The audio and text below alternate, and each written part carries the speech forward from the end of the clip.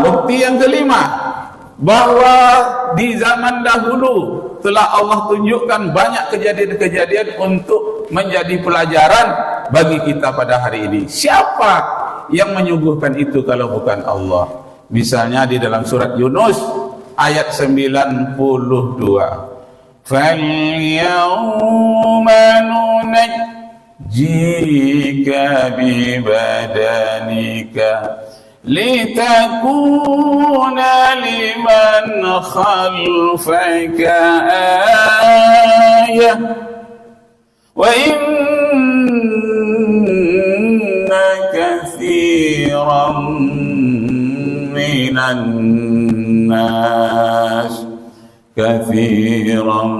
مِنَ النَّاسِ عَنْ آيَاتِنَا لَغَافِلُونَ. Hai Fir'aun, Allah menyelamatkan kamu pada hari ini.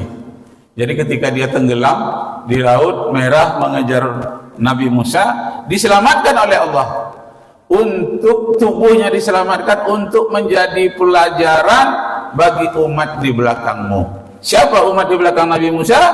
Adalah umat Nabi Muhammad sallallahu alaihi wasallam. Sampai sekarang dimasukkan ke dalam laboratorium. Fir'aun itu nama aslinya Ramses II. Dilihatlah hidungnya, dilihat giginya, lihat jambangnya, nampaklah kekejaman Fir'aun itu sewaktu hidupnya. Sudah mati saja masih mengerikan orang melihat giginya, hidungnya si Fir'aun itu. Saya lihat kulitnya agak kehitaman sedikit. Tidak tahulah atau karena di bumi atau karena zat tertentu oleh orang Mesir sehingga kulitnya agak menghitam.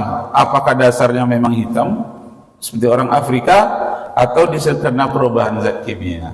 Tapi Allah tunjukkan menjadi pelajaran sampai sekarang masih ada utuh tubuhnya walaupun sudah mengeras seperti batu, tapi masih kita lihat bahwa Allah memperlihatkan bukti keberadaannya melalui kutukan terhadap Fir'aun, bahwa orang-orang yang zalim itu pasti akan binasa dan dikutuk oleh Allah. Yang keenam, itu umat Nabi Lut. Umat Nabi Lut itu menantang minta diazab oleh Allah. Kata umat Nabi Lut, Lut, ada tak Tuhanmu? Ada. Coba buktikan. Tapi bukti yang kami minta itu azab.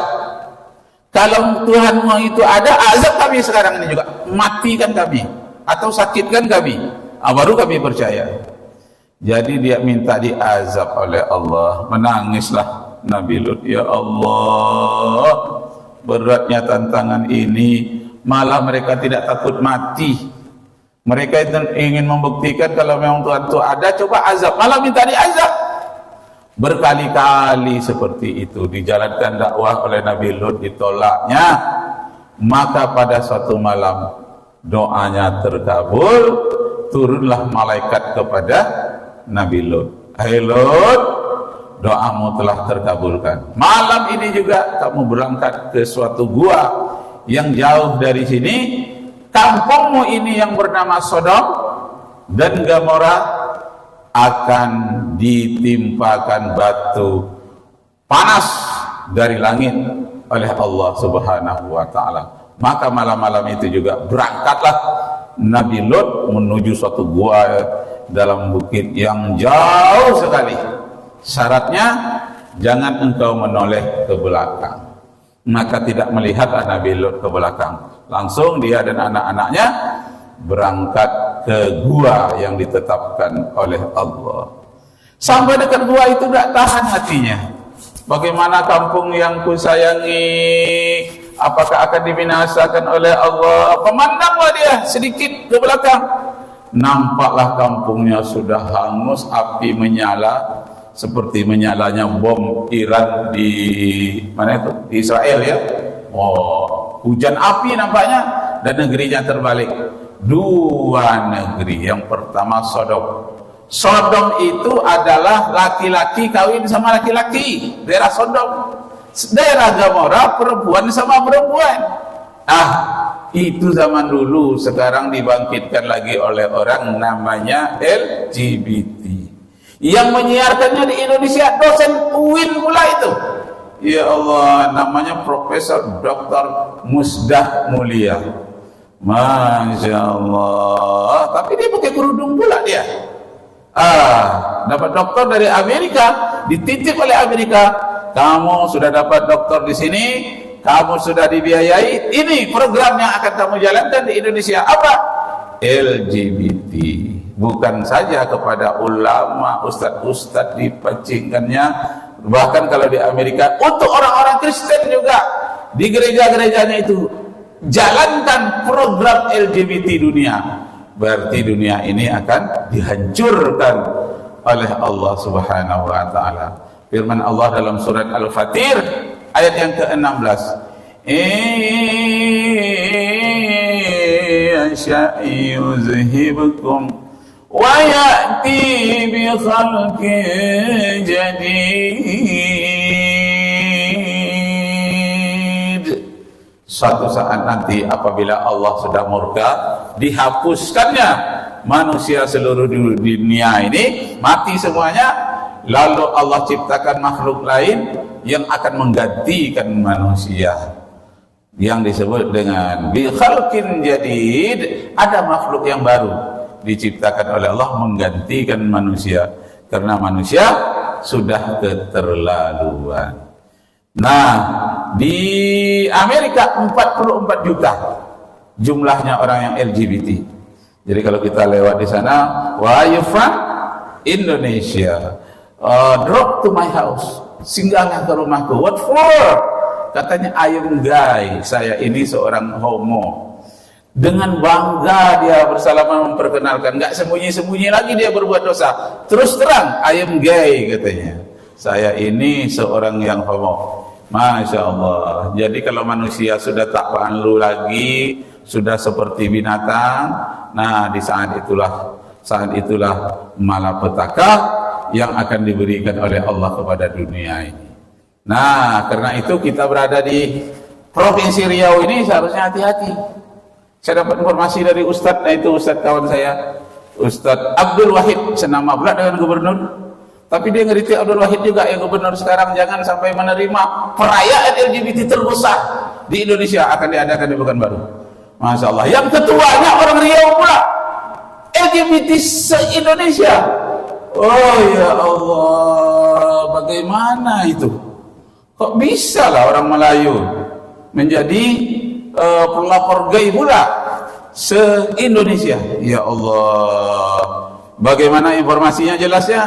Kita minta nanti Ustaz Abdul Wahid ini menerangkan. Ngeri kita mendengarkannya apa yang terjadi. Akhirnya apa ibu yang terhormat, kita renungkan ayat-ayat Allah di dalam Al-Quran. Innal ladzina kafaru bi ayatina sawfa nuslihim nara kullama nudijat junuduhum baddalnahum junudan ghayraha liyadhuqul adzab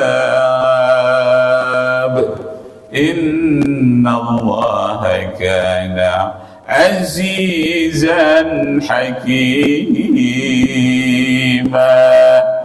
Nah, orang-orang yang mengingkari, yang melawan terhadap ketentuan Allah, dia akan mendapatkan azab yang pedih, baik di dunia maupun di akhirat nanti. Kalau di akhirat nanti mereka dibakar, hangus seluruh kulitnya, diganti dengan kulit yang baru, agar mereka betul-betul merasakan azab yang dijanjikan oleh Allah. Nanti baru mereka menyesal. Ini rupanya azab yang dijanjikan oleh Allah, yang diceritakan oleh para ustadz di dunia. Dulu waktu di dunia aku tak percaya karena nggak melihat.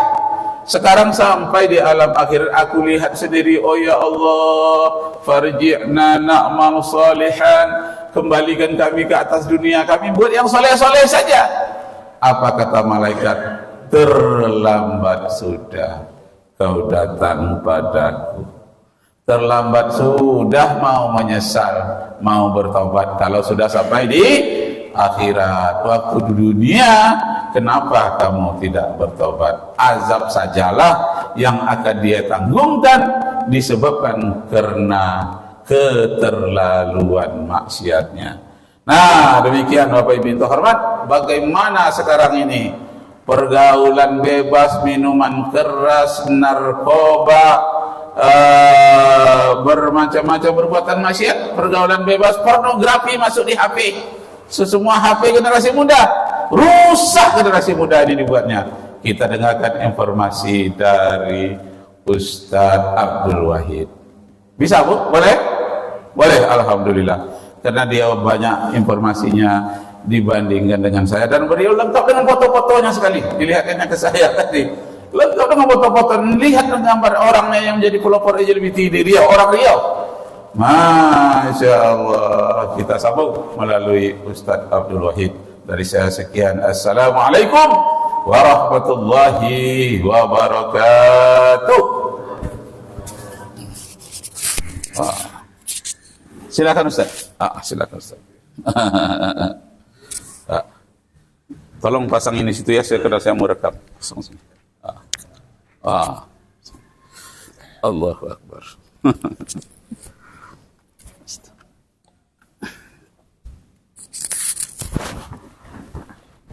Nampak Pak RW ya.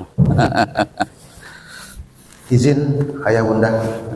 Assalamualaikum warahmatullahi wabarakatuh. Waalaikumsalam warahmatullahi wabarakatuh. Alhamdulillahilladzi ahyana ba'dama amatana wa ilaihi nusyur. Ashhadu an la ilaha illallah wahdahu la syarika lah. Al-Malikul Quddusus Salamul Mu'minul Muhaiminul Azizul Jabbarul Mutakabbir.